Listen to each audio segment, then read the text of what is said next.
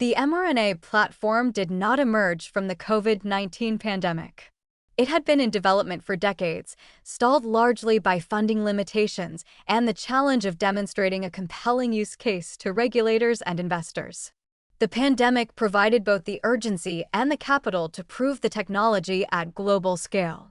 What we are now watching in real time is that platform being redirected toward one of medicine's oldest and most intractable problems: cancer. The science underlying personalized cancer vaccines is elegant in a way that genuine scientific breakthroughs tend to be. Every tumor accumulates a unique set of genetic mutations as it develops. Some of those mutations produce proteins called neoantigens that are expressed on the surface of cancer cells, but not on healthy tissue.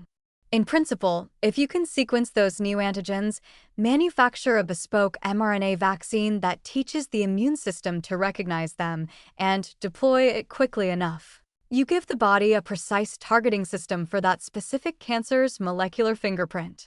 The immune response is not generic. It is personalized to the tumor. Moderna and BioNTech are both in late-stage trials with melanoma vaccine candidates, and early data showing dramatically reduced recurrence rates when combined with immunotherapy is generating serious attention. This is not theoretical territory anymore. These trials are producing results, and the pipeline for other cancer types, pancreatic, colorectal, lung, is expanding.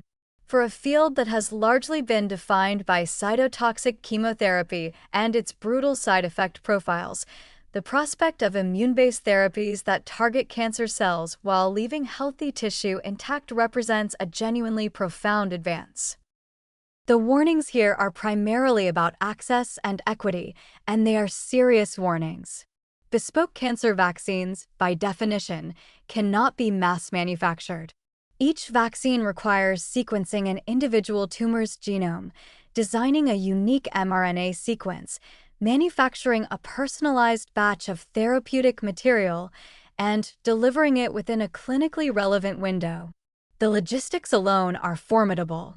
The cost, at current production estimates, runs into the hundreds of thousands of dollars per patient course of treatment. In a healthcare system that already rations life-extending cancer treatments on the basis of insurance status and economic geography, a therapy priced at that level will create a two-tier oncology system that is ethically indefensible. The prevention angle, using this platform for high-risk individuals before cancer develops, raises additional questions about risk stratification, psychological burden, and the clinical wisdom of subjecting healthy people to intervention based on probabilistic models of future disease. BRCA genetic testing provides an instructive analogy. The knowledge of elevated cancer risk is genuinely valuable and life-saving for some individuals. For others, it generates anxiety, leads to aggressive preventive procedures, and does not always translate into better outcomes.